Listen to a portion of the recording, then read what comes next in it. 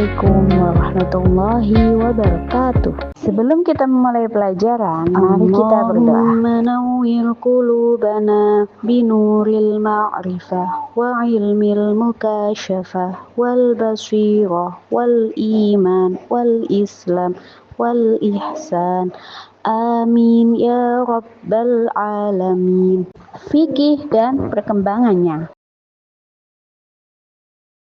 Kata fikih adalah berasal dari kata fiqhun yang secara bahasa berarti pemahaman yang mendalam, yang menghendaki pengerahan potensi akal.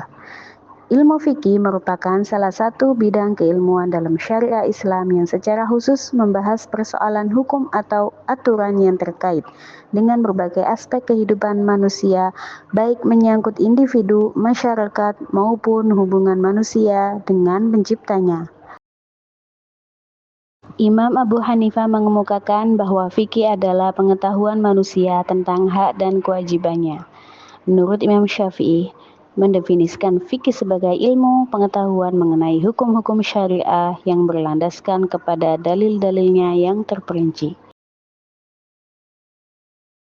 Ruang lingkup yang terdapat pada ilmu fikih adalah semua hukum yang berbentuk amaliyah untuk diamalkan oleh setiap mukallaf, yaitu orang yang sudah dibebani atau diberi tanggung jawab melaksanakan ajaran syariah Islam dengan tanda-tanda seperti bali, berakal, sadar, sudah masuk Islam. Hukum dalam ilmu fikih ada 5: wajib, sunnah, mubah, makruh, dan haram.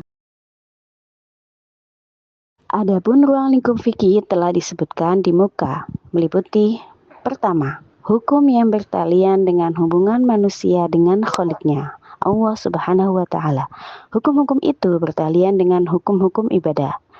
Kedua, hukum-hukum yang bertalian dengan muamalah, yaitu hukum-hukum yang mengatur hubungan manusia dengan sesamanya, baik pribadi maupun kelompok dalam segi transaksi finansial. Ketiga, hukum-hukum munakahah, pernikahan. Ini sering juga disebut dengan hukum kekeluargaan al-ahwal al-syakhsiyah. Yang keempat, hukum jinayah atau hukum perdata, yaitu hukum yang mengikat manusia dengan kehidupan sehari-hari dalam berbangsa dan bernegara. Periodisasi perkembangan ilmu fikih. Menurut Syekh Abdul Wahab Khalaf, perkembangan tarikh al-tashri' atau fikih Islam terbagi menjadi 4 periode. Yang pertama, periode Nabi Muhammad SAW. Yang kedua, periode sahabat Nabi. Yang ketiga, periode tadwin. Yang keempat, periode taklid. Periode Nabi Muhammad SAW pada masa Rasulullah adalah masa fikih Islam mulai tumbuh dan membentuk dirinya menjelma ke alam perwujudan. Sumber asasi yang ada pada masa ini ialah Al-Quran. Tentang sunnah Rasul adalah berdasarkan wahyu ilahi yang diturunkan kepadanya. Periode Rasulullah SAW ini terbagi menjadi 2 periode. Yang pertama, periode Mekah, dan yang kedua, periode Madinah. Periode sahabat. Periode kedua ini berkembang pada masa wafatnya Nabi Muhammad SAW dan berakhir sejak Muawiyah bin Abi Sufyan menjabat sebagai khalifah pada tahun 41 Hijriah. Di periode sahabat ini, kaum muslimin telah memiliki rujukan hukum syariat yang sempurna, berupa Al-Quran, hadis, ijma, dan qiyas.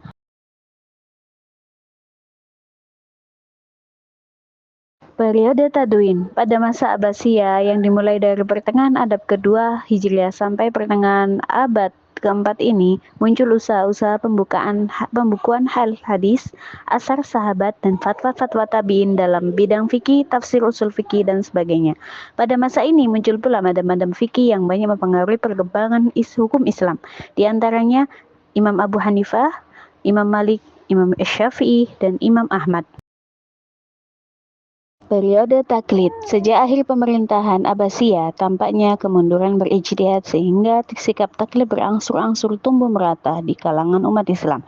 Yang dimaksud dengan masa taklid adalah masa ketika semangat atau himmah para ulama untuk melakukan ijtihad mutlak mulai melemah, dan mereka kembali kepada dasar tasyri' yang asasi dalam pengistinbatan hukum dari nas Al-Quran dan Al-Sunnah. Sikap taklid disebabkan pula oleh adanya para ulama saat itu yang kehilangan kepercayaan diri untuk berijtihad secara mandiri. Mereka menganggap para pendiri mazhab lebih cerdas ketimbang dirinya. Demikian video pembelajaran hari ini, kita akhiri dengan doa kafaratul majelis. Subhanakallahumma wa bihamdika asyhadu an la ilaha illa anta astaghfiruka wa atubu ilaik. Subhana rabbika rabbil izzati amma yasifun wa salamun alal mursalin walhamdulillahi rabbil alamin.